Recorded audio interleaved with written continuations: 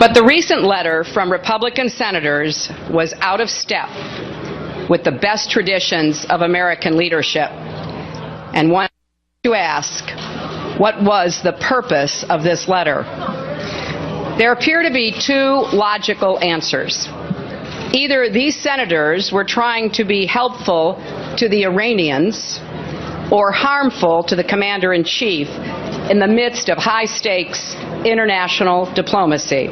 All right, that's how Hillary started her press conference yesterday. Daniel Halper, online editor at the Weekly Standard and author of Clinton, Inc., The Audacious Rebuilding of a Political Machine, joins us. Daniel, let's start with this because you've also written about the 47 senators who sent that letter to Iran, which Hillary and those on the left are now, some of them basically implying that their allegiance lie elsewhere. What'd you make of Hillary weighing in on that?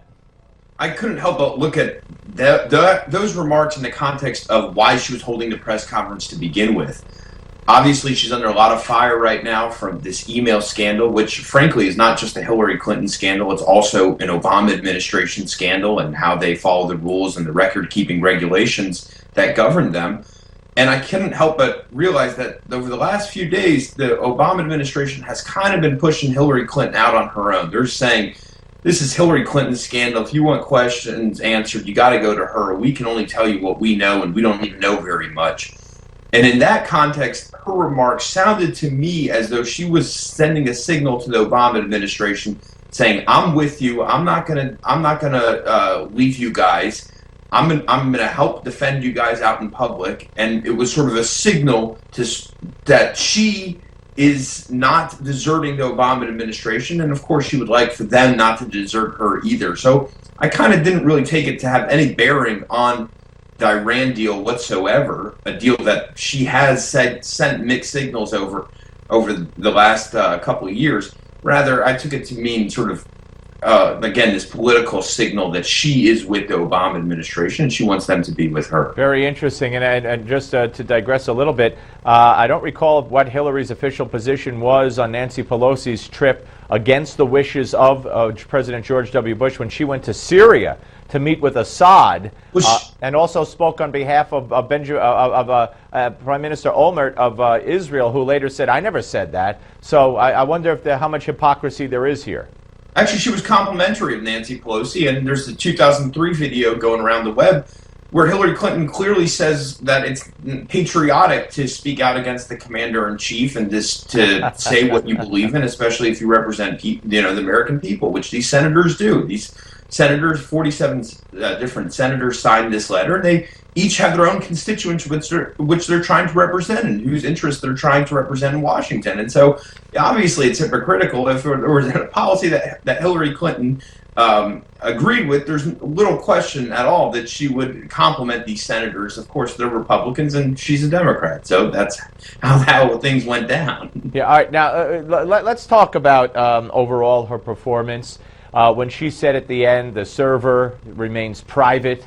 We picked and chose everything that we possibly can. By the way, it's not 55,000 emails; it's 55,000 pages.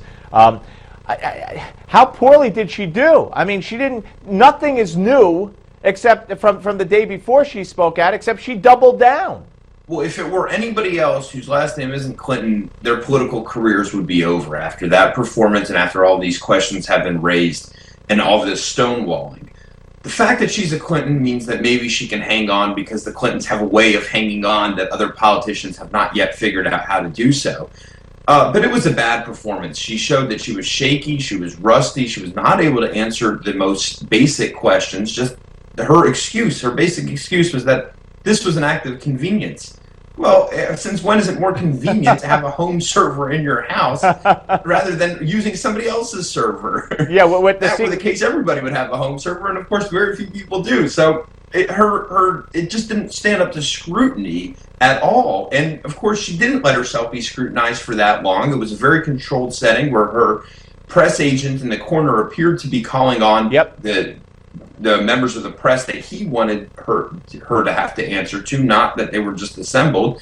And so it was pretty much a disaster. But again, it's too hard to say call Clinton out, especially this early. By no means might this hurt her in the long run. And very briefly, perhaps the most damning thing of all was when she's answered the question about why she takes money from nations in the foundation that treat women like garbage. She said, "I'm proud of the work our foundation does." So she didn't even answer that question. I think that's going to really be an issue and come back to haunt her as well.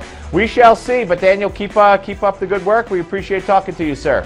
Steve, it's been great. Thank you. Thank you. All right, ladies and gentlemen, when we come back, we will be joined by my friend, the co-founder of PJ Media, Roger Simon, right here on the Steve Malzberg Show, only on Newsmax Television.